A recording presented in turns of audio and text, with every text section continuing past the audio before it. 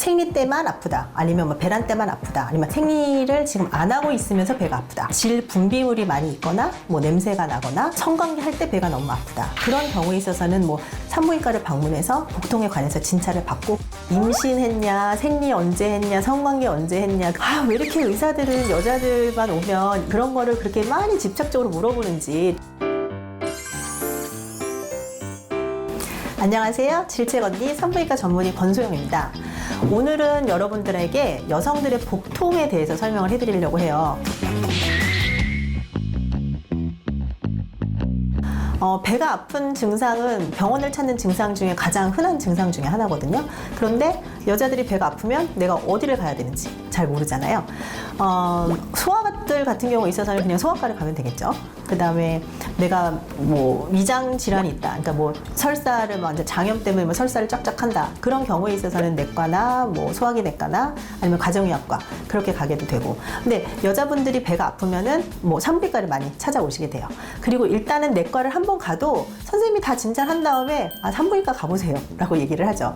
그래서 왜 그러는지 그런 거에 관해서 조금 설명을 해드리려고 하고요. 복부에는 장기가 진짜 많아요. 그리고 이제 병원에 가실 때는, 배가 아파서 병원에 가실 때는 꼭 산부인과가 아니더라도 몇 가지를 좀 체크하고 가시는 게 좋거든요. 그리고 병원에 가서는 최대한 내 얘기를 많이 해주시는 게 의사 입장에서는 진단하는 데 있어서 도움이 돼요. 제가 어디가 아파서 왔는지 맞춰보세요. 그게 아니거든요. 그래서 일단은 배가 아파서 오시면 어디가 아픈지, 대개는 배꼽 주변으로 해서 그 4등분을 하거든요. 그래서 오른쪽 윗배가 아픈 건지, 뭐 왼쪽 윗배가 아픈 건지, 왼쪽 아랫배가 아픈 건지, 오른쪽 아랫배가 아픈 건지, 이렇게 딱 여기가 아파요 하고 오시면은 이제 그쪽 부분에서 찾게 되죠. 뭐 산부인과 같은 경우는 보통 이제 상복부보다는 이제 하복부에서 아픈 경우가 많이 있고요. 하복부 중에서 우리가 대표적으로 이제 갑자기 수술해야 되는 질환, 그러니까 맹장이랑 이제 뭐 난소에 있는 문제가 있는 질환들, 그런 거를 좀 구분해서 그래서 좀 보려고 하고 있어요.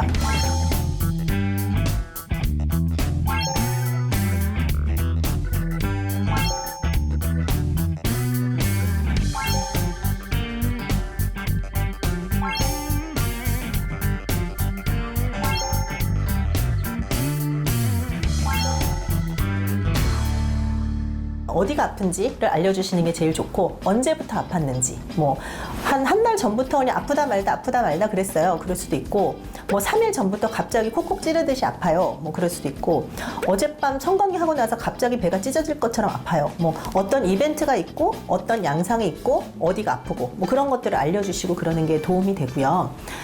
내가 설사를 한다, 아니면 뭐 열이 난다, 소변 보는 게 아프다, 뭐 혈변을 봤다, 뭐 질 분비물이 많다, 뭐 그런 식으로 동반되는 질환이 있으면 이게 대충 어느 쪽에 있는 그런 데서 오는 거겠다라고 볼 수가 있는 거죠. 뭐 이게 뭐 십이지장 쪽에 문제가 있는 거라든지, 뭐 위쪽에 문제가 있는 거라든지, 간 쪽에 문제가 있는 거라든지, 이거는 나타나는 양상이 갑자기 수술해야 되는 질환 같은데, 이거는 산부인과 관련해서 그런 것 같은데, 그럴 수도 있고. 그래서 그런 거 동반되는 증상들이 일단은 나도 한번 리뷰를 해보면서 그런 거를 잘 알아서 의사 선생님한테 전달을 해주시면, 진단을 하는 데 있어서 뭐 아프다고 머리 끝에서부터 발끝까지 뭐 CT를 다 찍고 MRI를 다 찍고 그럴 수는 없잖아요. 그러니까 증상에 맞춰서 그런 진단에 도움이 되는 그런 정보들을 알려주시면 좋아요.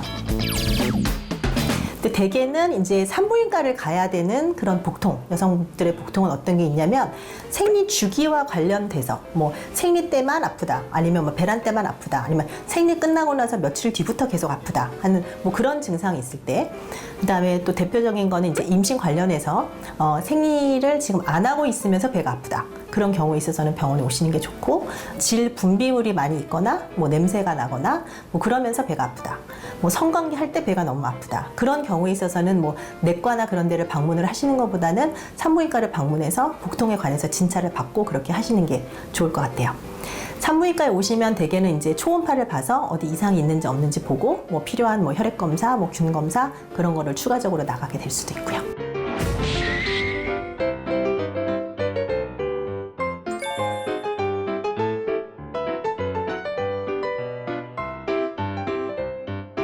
이제 만약에 응급실에 갔다, 배가 아파서 응급실에 갔으면 왜 이렇게 의사들은 여자들만 오면 임신했냐, 생리 언제 했냐, 성관계 언제 했냐, 그런 거를 그렇게 많이 집착적으로 물어보는지 짜증이 날 때도 있어요. 그런데 전에 한번 저희가 남자들의 거짓말 그거를 찍었잖아요. 근데 여자들의 거짓말도 있어요. 여자들도 저는 안 했어요. 그럴 리가 없어요. 저는 절대로 아니에요. 라고 얘기를 하는데 검사를 해보면 소변 검사에서 임신이라고 나오거나 초음파 검사에서 아기가 뻥글뻥글 이렇게 있다거나 그런 게 생기기 때문에 부모님이랑 같이 왔다거나 아니면 그래서 그러는 경우도 있지만 실제로는 본인이 임신인지 몰라서 그러는 경우가 또 많기는 해요. 임신하고 나서 생리처럼 요건 피가 나왔는데 그래서 당연히 나는 그게 생리인 줄 알았는데 임신과 관련된 출혈이 있었으면 그거는 내가 임신이라는 거를 전혀 짐작을 못하고 있는 거죠. 그래서 배가 아파서 응급실에 가서 그제서야 임신이라는 걸 알고 그 다음날 이제 외래로 오시거나 그러는 경우가 있죠. 근데 일단은 병원에서는 임신인지 아닌지 여자 환자가 왔을 때 복통이든 뭐든 머리가 아프든 임신인지 아닌지 그게 감별 진단이 되기 전까지는 약도 안 줘요. 진통제도 안 주고 아무것도 안 해줘요.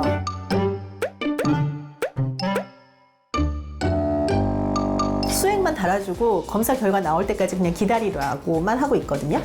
이제 산부인과 의사들 같은 경우에 있어서는 이런 약은 산모한테 별 문제가 안 된다. 이런 약은 산모가 써도 되고 태아도 별로 해롭지 않다. 그런 걸 알고 있기 때문에 저희가 약을 쓸 수가 있는데 응급실에 항상 산부인과 전문의가 상주하는 건 아니기 때문에 일단은 검사 결과 나올 때까지 그냥 포도당만 그냥 달아놓고 그렇죠. 검사하는 것 중에서 그냥 일반 엑스레이 정도라든지 아니면 초음파 검사라든지 그런 경우는 사실 태아한테 해롭지 않기 때문에 그런 검사는 해도 괜찮은데 배가 아파서 병원에 가면 병원에서는 이제 흔히 하는 검사 중에 하나가 복부 CT를 찍거든요. 근데 CT 같은 경우에 있어서는 임신했을 때 찍으면 안 돼요. 그러니까 만약에나 그걸 모르고 찍었다. 그러면은 의료 소송감이 되겠죠. 그러니까 그 임신을 원하는 경우에 있어서는. 그래서 항상 그런 문제가 생기지 않게끔 계속해서 생리 언제 했냐, 성관계 언제 했냐, 임신 가능성 있느냐. 저는 없습니다. 아무리 얘기를 해도 안 믿고 또 검사하고 그러는 게 조금 있기는 해요. 그래서 그런 거에 대해서는 여자분들이 잘 이해해 주시고 그렇게 해 주셨으면 좋겠어요.